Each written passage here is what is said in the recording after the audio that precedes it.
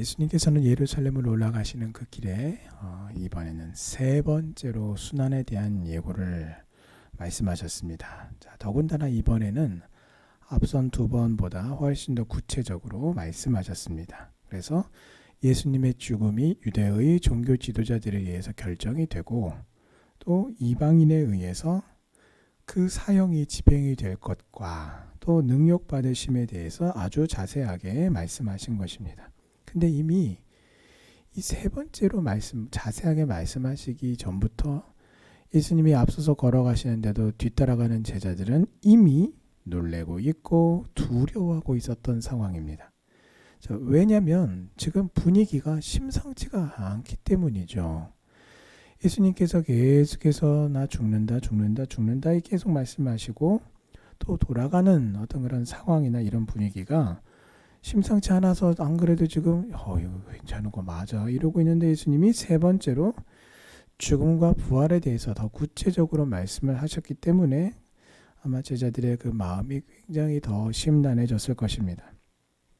그런데 문제는 무엇입니까? 제자들이 중요한 것을 계속 놓치고 있다라는 것입니다. 그것은 예수님께서 예고하신 그 말씀이 죽음만이 아니라 부활도 함께 말씀하셨다라는 것을 놓치고 있다는 것입니다.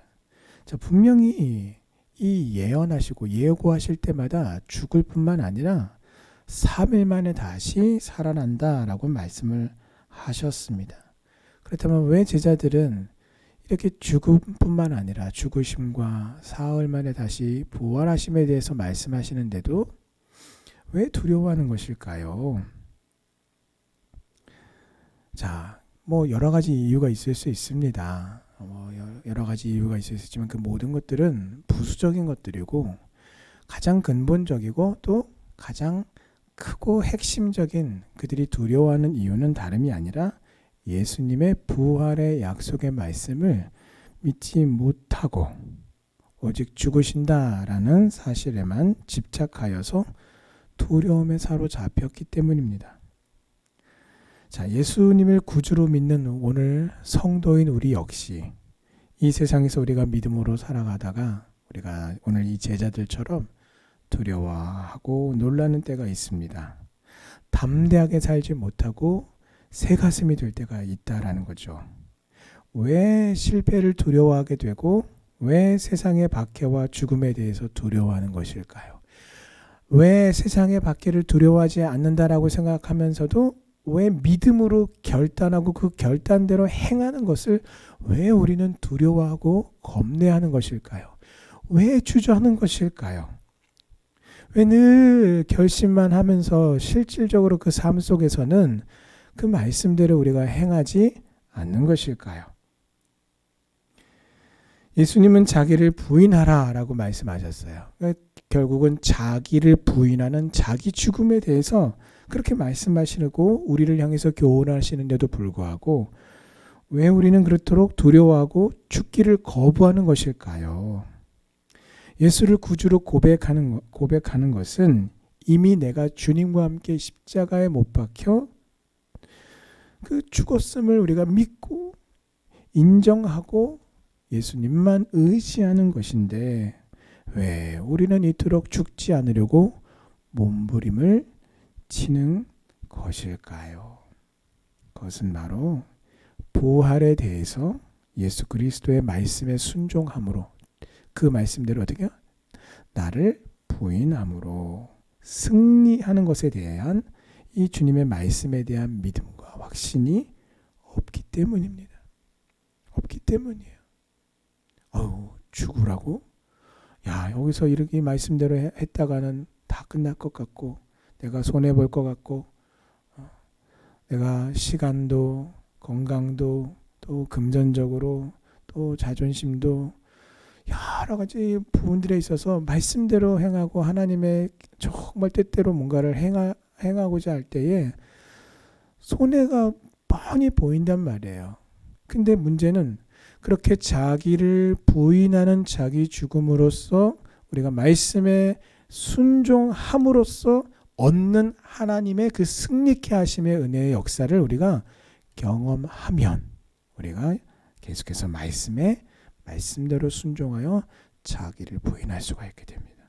그런데 그러한 은혜의 경험이, 승리의 경험이 말씀에 대하여 순종함으로써 얻는, 자기를 부인함으로써 얻는 하나님께서 나에게 주시는 그 은혜의 경험, 그 승리의 경험이 우리 안에 계속해서 경험되어질 때 우리는 작은 것에서부터 점점 더 크고 복잡하고 더 어려워 보이는 문제들 속에서도 여전히 우리는 믿음을 잃지 아니하고 하나님의 말씀대로 자기를 부인함으로써 하나님이 내게 주시고 인도하시는 그 승리로 나아갈 수가 있게 되는 것입니다.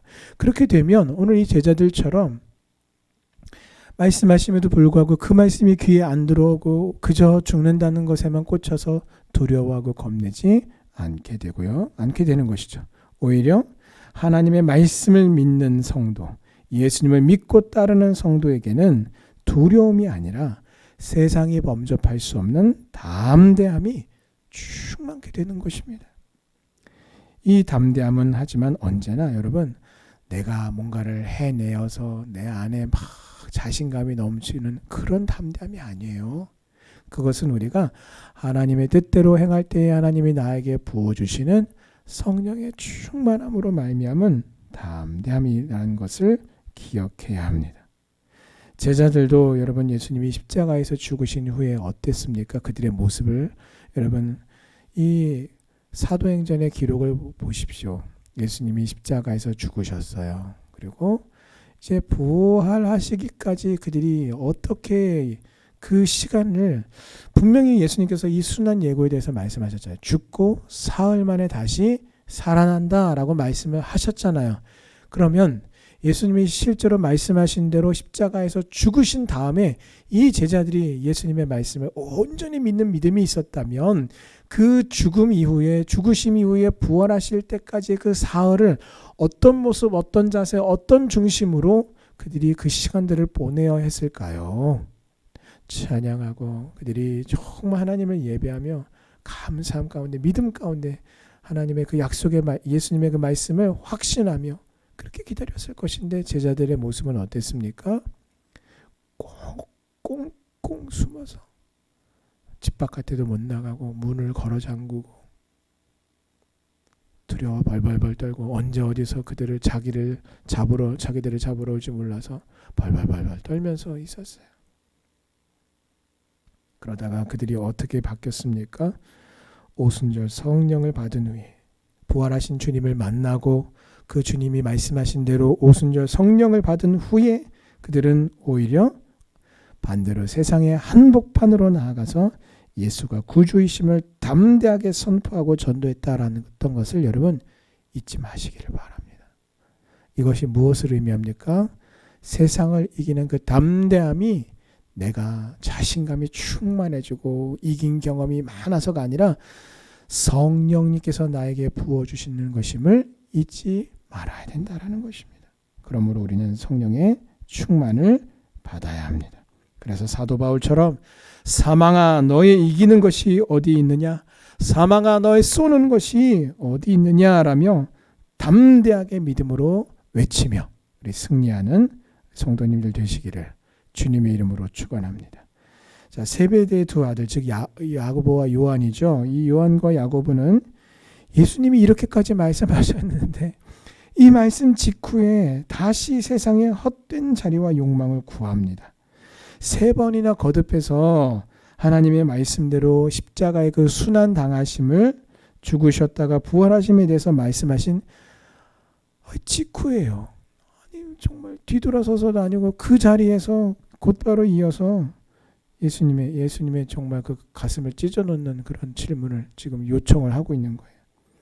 그래서 이들이 누구입니까? 제자들 중에서 사도들 중에서도 구역장에 해당하는 이 두 사람인데 여전히 주님의 말씀과는 완전히 동떨어진 헛된 것을 지금 찾고 구하고 그들의 지금 정신이 중심이 완전히 그 말씀과는 동떨어진 이 세상을 향하여 온전히 꽂혀 있다라는 것을 알 수 있죠.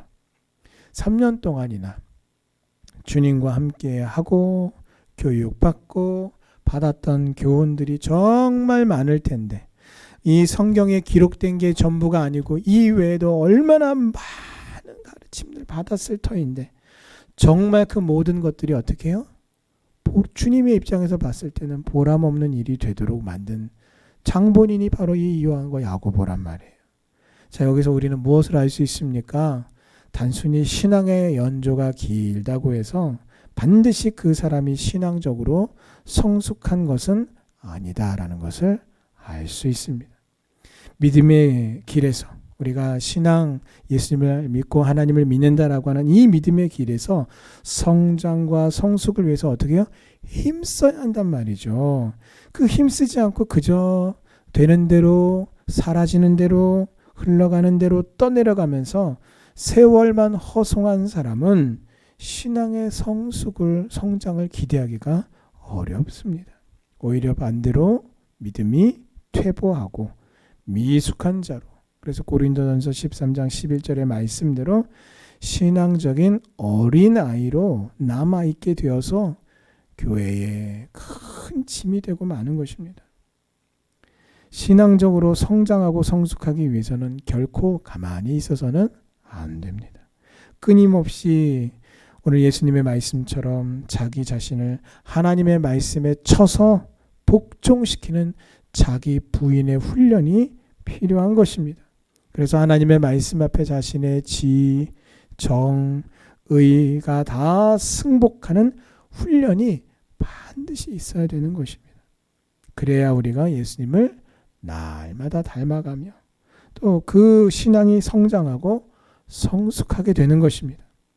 말씀 안에서 성령의 충만함 안에서 예수님을 닮아가는 우리 성도님들 되시기를 주님의 이름으로 축원합니다. 자, 헛된 것을 구하는 제자에게 예수님은 38절에 보시면 내가 마시는 잔과 내가 받는 세례를 받을 수 있겠느냐라고 말씀하셨어요. 자, 여러분 성도라면은요 누구나 예수님 안에서 이 땅에서도 잘 되고 범사에 잘 되고 천국에서도 영광과 존귀를 얻기를 소원합니다. 하지만 우리가 분명히 기억하고 알아야 하는 것은 이 38절의 말씀대로 주님의 영광에 참여하고자 하는 자, 참여하고 싶어하는 모든 사람은 주님의 고난에도 반드시 먼저 동참해야 한다라는 것입니다. 그래서 신앙생활은요 단순히 이 평지를 달리는 마라톤이 아니라 장애물을 계속해서 넘어야 하는 허들 경기와도 같은 거예요. 한 번 넘었다고 끝이 아니라 여러분 허들이라고 하는 그 육상 경기를 보시면 이 장애물 펄쩍 뛰어서 앞으로 훌쩍 뛰어넘어야 되는 그 장애물이 한 개가 아닙니다. 계속해서 여러 개가 나와요. 그래서 계속해서 뛰어넘어서 그 목적지를 향해서 빠른 속도로 달려나갑니다. 학교를 다닐 때도 그 허들이라고 하는 그 종목을 가지고 제 체력을 이렇게 또 측정하고 경기도 하는데요. 이 운동 경기 선수들이 뛰는 것만 봤을 땐 모르지만요. 그렇다고 또 그 학생 시절에 그렇게 높은 것을 갖다 놓고 뛰라고 하지도 않음에도 불구하고 실질적으로 가서 뛰어보면은요, 그걸 뛰어넘지 못하고 가서 부딪히는 학생들 굉장히 많습니다. 부딪히든지 아니면 그 앞에서 섣버리든지. 왜냐하면 생각보다 높아요. 그러니까 이게 요령이 뛰는 요령이 있고요. 그 뛰는 요령이 위로만 뛰어도 안 되고 앞으로만 뛰어도 안 되고 대각선 사선 방향으로 그 전진을 하면서 높이 뛰어 올라와야, 그리고 다리를 있는 대로 쭉 뻗고 뒷다리를 최대한 이렇게 옆으로 돌려야 그 허들을 뛰어넘을 수가 있습니다. 그러지 않으면은 부딪히고 막 다치게 되고 아프고 막 그렇게 돼요. 주님의 고난에도 참여하고 주님과 함께 일하고 봉사하고 섬기는 성도가 천국에서도 진정한 영광을 누리게 되는 것입니다. 그래서 믿음이 성숙하게 된 성도, 자기를 하나님의 말씀으로 자신을 쳐서 복종시켜서 자신의 모든 지정의적인 영역 속에서도 자기를 부인함으로써 믿음의 성숙을 이루고 진전이 있는 그 성도는 비로소 어떻게 해요? 주님을 위한 고난도 은혜로 여기고 그 고난에 동참하게 되는 것입니다. 신앙이 미숙하면 인간적인 안목을 가지고 주님을 섬기게 됩니다. 그래서 그렇게 섬기다가 믿음 생활 중에 안 좋은 일이 생기면 그 인간적인 안목을 가지고 있으니까 불평하게 되고 원망하게 되고 사람을 미워하고 사람을 탓을 하게 되는 거예요. 하지만 신앙이 성숙할수록, 이 성숙하다는 얘기가 무엇입니까? 하나님의 말씀 앞에 승복함이 있는 자기 부인하는 성도가 될수록 믿음의 안목이 더 넓어지게 되어서 오히려 주님 때문에 겪는 그 고난을, 그 고통을 도리어 하나님의 은혜로 여기고 하나님의 축복의 기회로 여기고 기뻐하고 감사하고 찬양합니다. 왜냐하면 그 고난이 주님을 위해서 살아가는 말씀에 순종하다가 생기는 그 과정에서 생기는 것으로서 예수님께서 나를 참된 주님의 동역자로 여기신다는 하늘의 증거이기 때문입니다. 또한 천국의 상급의 증거이기 때문입니다. 오늘 이 믿음으로 환난과 핍박 중에도 성도는 신앙 지켰네. 이 신앙 생각할 때에 기쁨이 충만하도다. 주님을 위한 은혜로 여기고 고난 중에도 감사와 찬양을 하나님께 올려드리는 우리 성도님들 다 되시기를 주님의 이름으로 축원합니다. 아멘. 기도하시겠습니다.